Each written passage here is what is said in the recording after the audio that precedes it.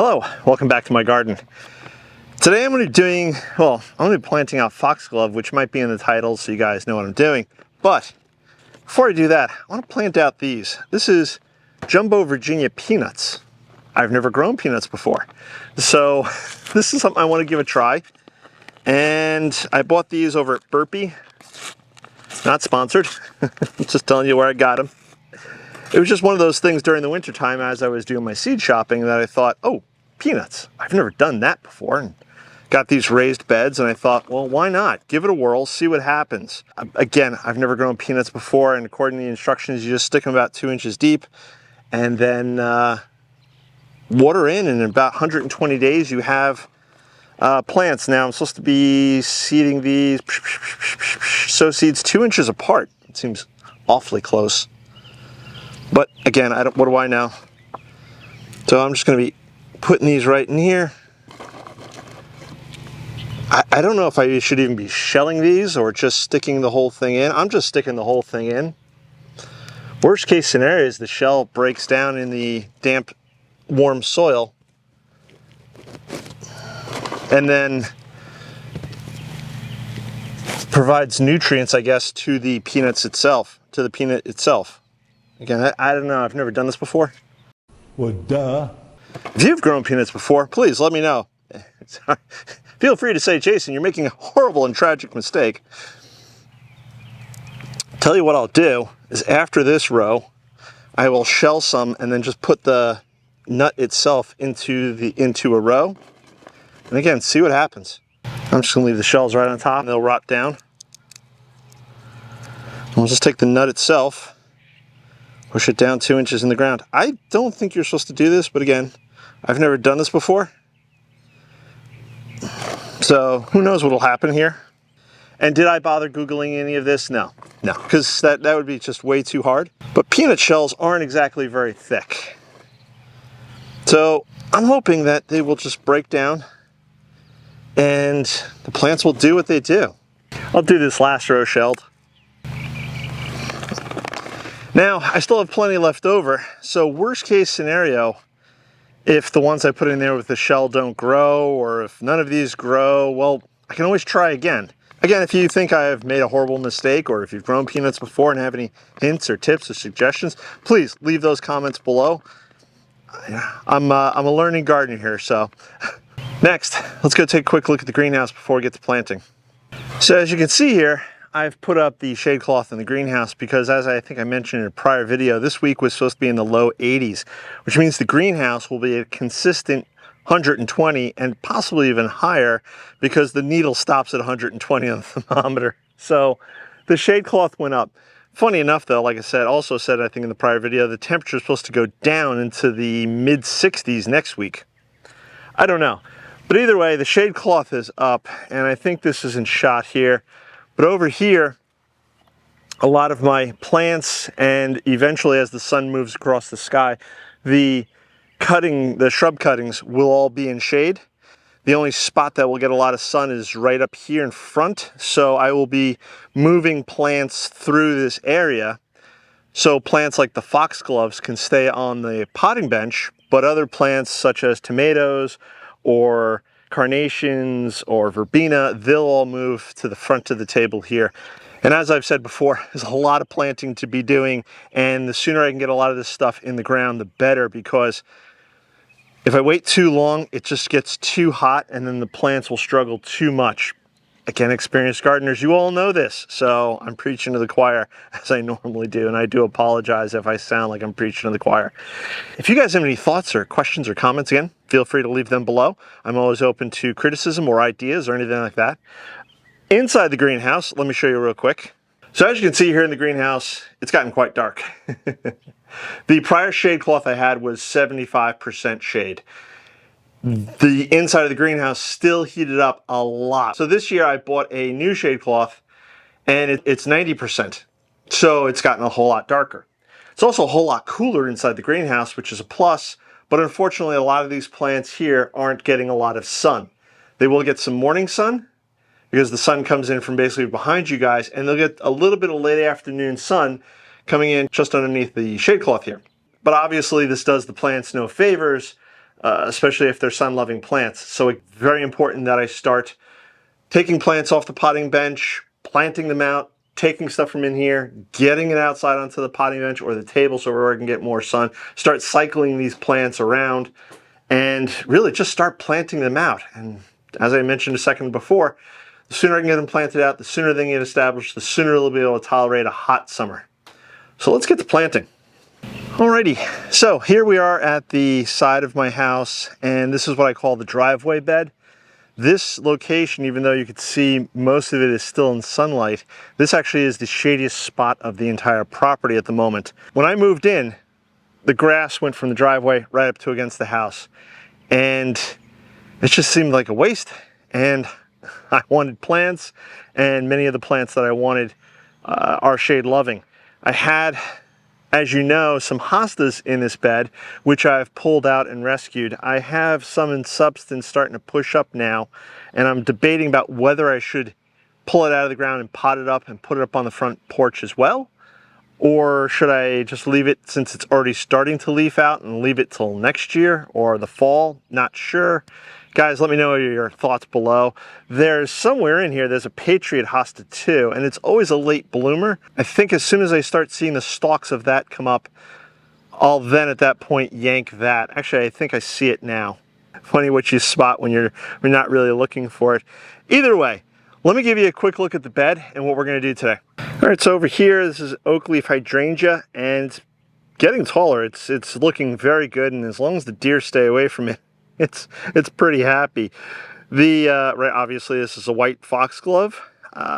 Over here, you can see poking up, I have several elephant ears pushing up, which is great. Back over here is a Japanese roof iris. It was flowering just the other day. It looked very nice. Second year I've had it. There's a bunch of weeds. Then there's bugleweed. I have a Japanese anemone back over here. This is a Astilbe, or two Astilbes, I'm not sure. Back here, that is my Sum and Substance Hosta. And that's the one I'm debating about whether I should pull it now or just wait until the fall and then pull it. Risking deer damage, of course, but either way.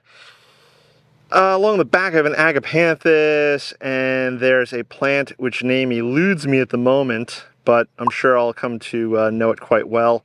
More bugleweeds, and we have some daylilies squished in amongst the bugleweeds. And let's see what else. Oh, these are unknown irises. These might be Japanese irises, but unknown at the moment. The person I'd got them from didn't know. I had an agapanthus here, but that agapanthus looks very dead to me. So I'm going to take two of my agapanthus propagations that I did last fall, and I'm going to be planting them up over here. This is the little gem magnolia that I have growing. Now it is fairly close to the house, and that's going to be a problem with the branches, but I have no problem pruning the branches in the back. You can see a bunch of pots here. This is some of the plantings we're going to do today. There's some more daylilies here, which, funny enough, survived the onslaught of the deer last year. I have a plethora of foxgloves coming in, and they're just starting to go to flower now, which is really awesome. It'll help hide the foundation. Right over here in the back is a Cana, I believe, and I believe it's called Giant White, something along those lines. That already flowered, and now I'm just left with the beautiful green growth. Another oak leaf hydrangea, and this one is providing some shade for this Coral Bells Dulce Spearmint. And next to it, I have some cardinal flower.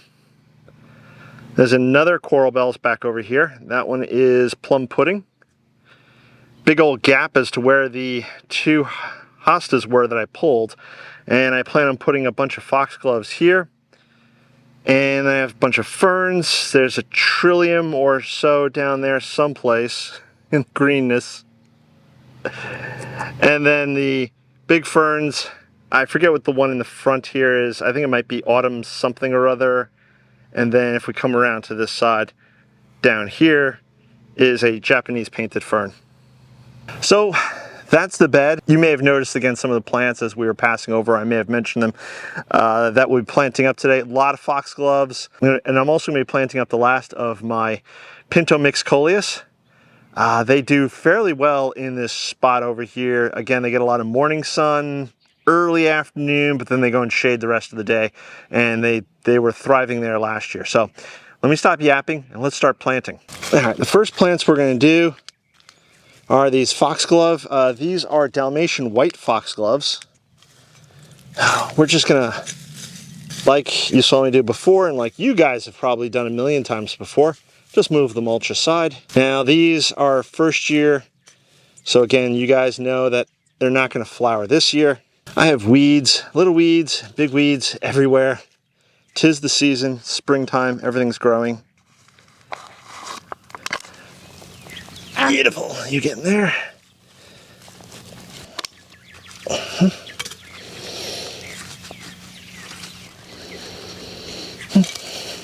Push all the mulch back.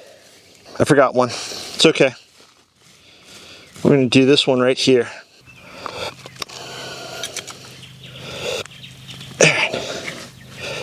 And now, get everything remulched. I'm gonna leave a singular tag here just to remind me, although I don't think I'll need much reminding once the plants come up. Alrighty, the next two are gonna be the Agapanthus here. And the one I had last year, I believe I bought on clearance, Ever Amethyst Agapanthus, it was purple. But sadly, yeah, it's dead. It's rotted.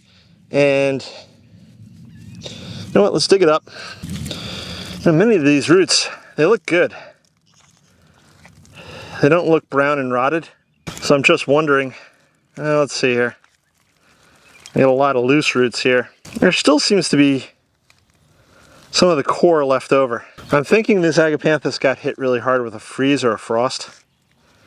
And it looks like I'm pulling roots off, but I'm really not. These are just falling off. These are loose. I think I have a crown, if that's what you call it, over the top of the plant, and it looks viable-ish. So what we're going to do is I'm going to take this and I'm going to go put this in a pot and pot it up, and we'll see. Maybe it'll recover and I can replant it elsewhere in the garden or back in the same general area. In the meantime, we have a perfectly good spot right here to be planting up a new Agapanthus, which is much healthier. You in there. Get all that soil back in there. There we go. Cover with mulch. So that one's good. And the variety is Ever Twilight. I'm gonna stick a tag there. And I'm gonna give it a friend. And we're gonna put the friend right here. There we go. And I'm gonna tuck that back in. Push in that soil around the base, around the roots. Make sure it's snug. Push the mulch back. Throw in a tag, which you probably don't need, but that's okay, it's there. And these are done. Over here, so we have this Agapanthus. Now over here, next to it, I'm gonna do some Apricot Beauty Foxglove. And these get to about 4 feet tall, so they'll add some nice height to the spot space. And in you go. Mulch and dirt back in there. Throw a tag. They may wind up dying, they may wind up surviving, don't know. Either way, we're gonna move on to the next thing, which is cardinal flower. And I'll put one right back here. This one's got beautiful roots. They're all tucked in there, good.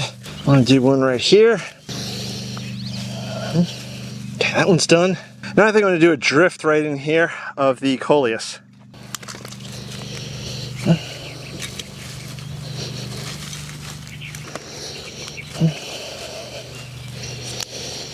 You know what, let's do one right here.